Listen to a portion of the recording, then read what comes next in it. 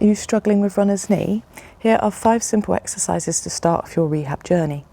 The first thing to do is what we call isometrics, which is basically holding the knee in a position that starts to strengthen it, but in its safest position. A wall squat's a good place to start, so you can start off higher where we haven't got any pain in the knee, and then eventually working down to a 90-degree angle at the knee joint. And you want to hold for a good 5 to 10 seconds, 3 to 5 times, and it's again just strengthening it in its safest position so that it can start to build on more movement under load. The next exercise is actually not the knee itself, but the calf. It's often underlooked, but when the calf works stronger, less pressure goes through the front of the knee. So holding onto a wall or an object, one leg is better than both, although you can start with 2 legs, is quite simply your heel raise. So going up onto the tip of your toe and back down.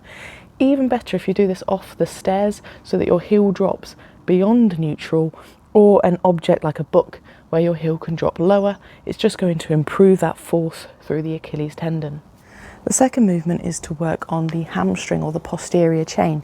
You can start off with 2-legged stiff leg deadlift with a slight weight or object. You don't need to go away and buy weights. You can even just use a rucksack filled with books.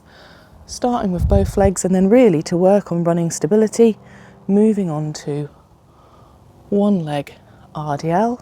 Just fix on the floor and try and make sure that your hips don't twist. If they do, come back down, reset, and just go to that point where you feel it loading the hamstring. Next exercise is a step down, so best done on the edge of your stairs or something that you can stand on safely, it's not going to break. 1 leg sideways on, all the way, tap the floor, drive yourself back up.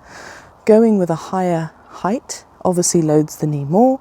You can load the foot behind, you can load the foot in front, and you can do it in different planes, so doing it front ways on and doing it reach back behind. Starting off reaching back behind you is the easiest, then sideways on, and then front facing is the hardest with regards to loading that front of the knee. And then the final movement is what we call a split squat, and again you can have a weight if you wish or without a weight. Easiest way to start this off is actually just in a slight split stance position. Go down as far as you feel comfortable. You don't have to go all the way to the floor initially, but the goal is to get lower, and then doing it with your foot elevated. So with your foot elevated, find a position where you feel stable and we're not wobbling too much, going down as far as you can, driving back up.